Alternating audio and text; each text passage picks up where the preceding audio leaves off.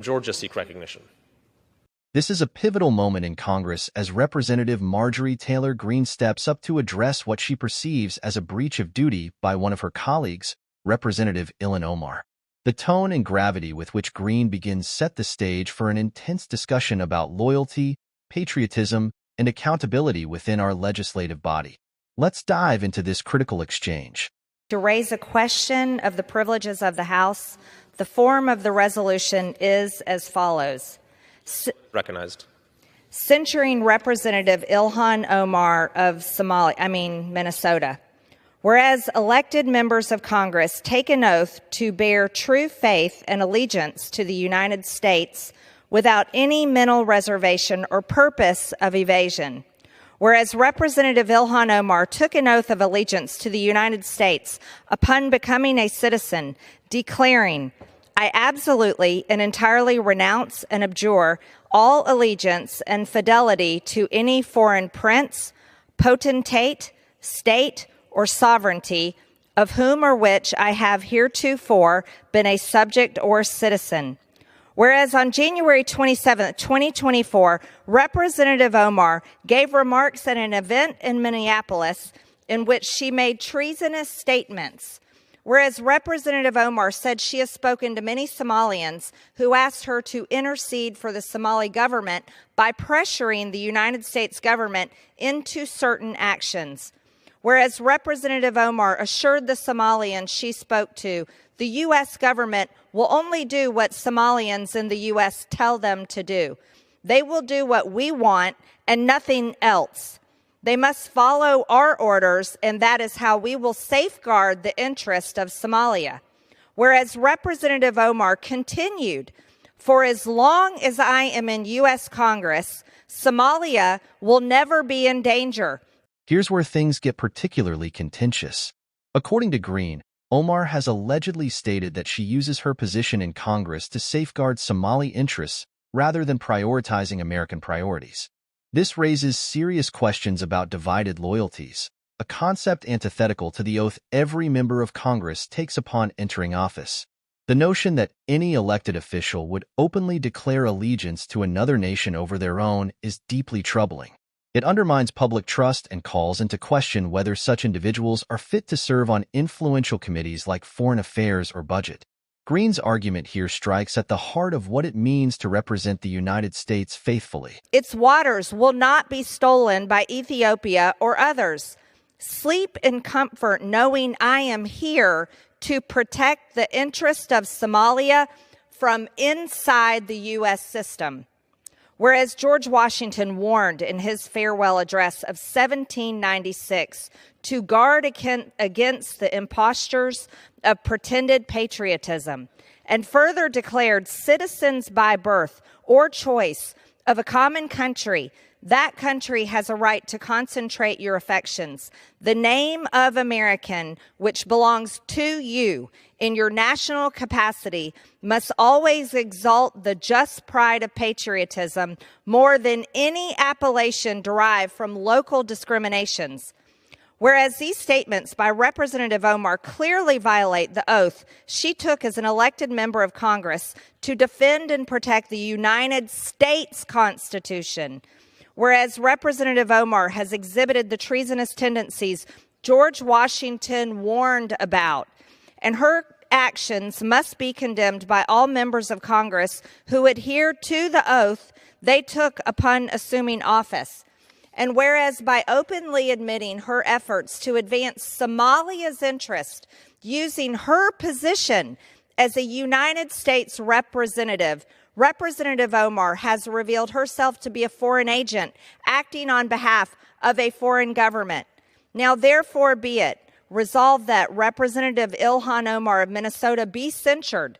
Representative Ilhan Omar forthwith present herself in the well of the House of Representatives for the pronouncement of censure.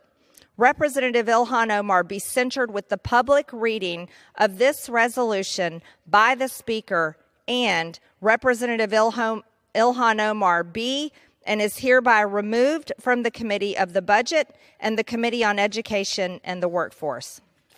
Mr. Speaker, The House Committee on Foreign Affairs has broad jurisdiction over national security and foreign policy, peacekeeping and peace enforcement, international law, and the promotion of democracy, and many other critical issues that require its members to be both objective and credible.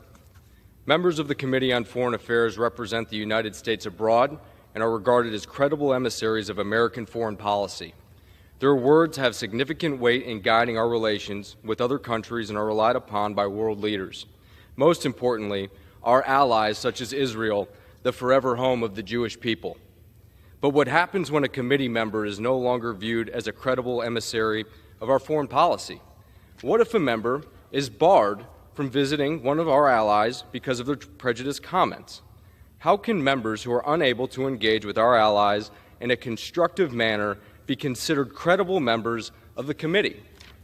Well, the gentlelady's discriminatory comments disqualified her from traveling to Israel in 2019. Prime Minister of Israel, Benjamin Netanyahu, would not allow Representative Omar to enter, saying, "We respect all political parties in the United States equally. However, we will also respect ourselves. Whoever comes to impose boycotts on us and to deny the legitimacy of the State of Israel, we will not allow them entry." Yes, the gentlelady disqualified herself from entry into one of the most important countries allied with the United States. Over the past 75 years, Israel has been a steadfast ally of the United States. Israel has stood by us through the volatility in the Middle East, and this alliance has been critical to our own national security. How can someone not welcomed by one of our most important allies serve as an emissary of American foreign policy on the Foreign Affairs Committee? And given her biased comments against Israel and against the Jewish people, how can she serve as an objective decision-maker on the committee? Let's take a look at some of the gentlelady's comments. In February of 2019, barely more than a month after becoming a member of this body, Representative Omar suggested that the Jewish people and the American Israel Public Affairs Committee were buying political support, writing on Twitter, "It's all about the Benjamins, baby," clearly amplifying an anti-Semitic stereotype about the Jewish people and money. In response, congressional Democratic leadership, her own party, immediately released a statement by saying, "Anti-Semitism must be called out, confronted, and condemned wherever it is encountered without exception." Not long after Representative Omar trivialized the terrorist attacks of September 11th, 2001, by describing that day of infamy as "some people did something." These two statements, made infamous during Omar's tenure, are central to Greene's case against her. The first phrase perpetuates harmful stereotypes linking Jewish people to money, while the second diminishes the tragedy of 9/11, reducing nearly 3,000 lives lost to vague rhetoric. Both comments have drawn widespread condemnation, even from members of Omar's own party. What's striking is how these remarks reflect broader patterns of behavior. When leaders trivialize acts of terror or invoke prejudice tropes, they erode the moral authority required to engage effectively in foreign policy discussions. For someone serving on the House Foreign Affairs Committee, this level of insensitivity is simply untenable. That's horrific. Some people did something. Yes, Mr. Speaker, some people did do something. Some people committed evil acts of terrorism and killed nearly 3,000 Americans. And in response, some thousands of our fellow citizens, myself included, enlisted in our armed forces to defend the gentlelady's right to make her prejudiced remarks. Many went off to combat and even died to defend that right. But they did not die fighting to have their bravery and love of country undermined by a member of the House Foreign Affairs Committee.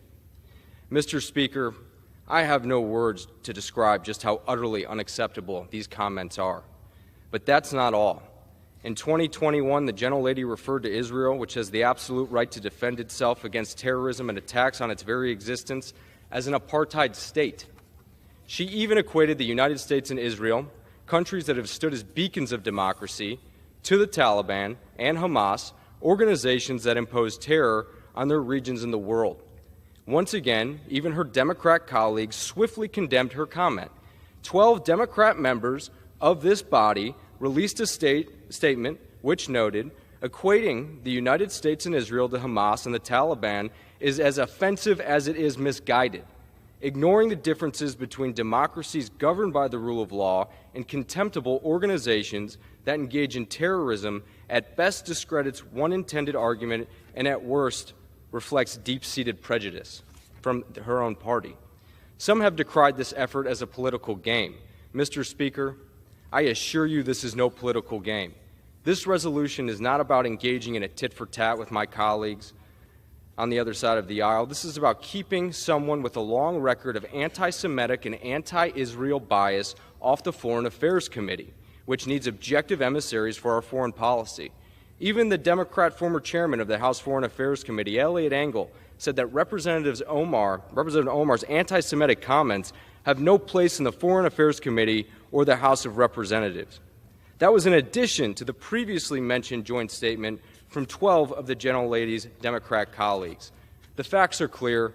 Representative Omar has espoused anti-Semitic and anti-Israel rhetoric time and again. She cannot be an objective contributor to the work of the committee, and she has brought dishonor to the House of Representatives. This body, this committee, which is viewed by nations around the world as speaking for Congress on matters of international importance and national security, should not have a seat for a member who would bring such dishonor to that committee. I encourage all of my colleagues on both sides of the aisle to support this resolution, to say with one voice that is recognized. Thank you, Mr. Speaker. Mr. Speaker, I yield 2 minutes to the gentlelady from the great state of New York, Nicole Malliotakis. The gentlewoman from New York is recognized for 2 minutes. Thank you, Mr. Speaker. We've heard from my colleagues the reasons why the Representative Omar should be removed from this committee. But I feel like all the reasons have not just yet been stated, which is why I rise to add for the record. We've heard about the comments that were made regarding anti-Semitism and anti-Israeli views, but I rise to add to the record that as a member of the Foreign Affairs Committee, I've sat there and heard the representative actually spew anti-American rhetoric as well. I've been in that committee room where the representative equates Israel and the United States to Hamas and the Taliban. This comparison is not only inflammatory but also factually inaccurate. Israel and the United States are democracies committed to human rights, rule of law, and self-defense.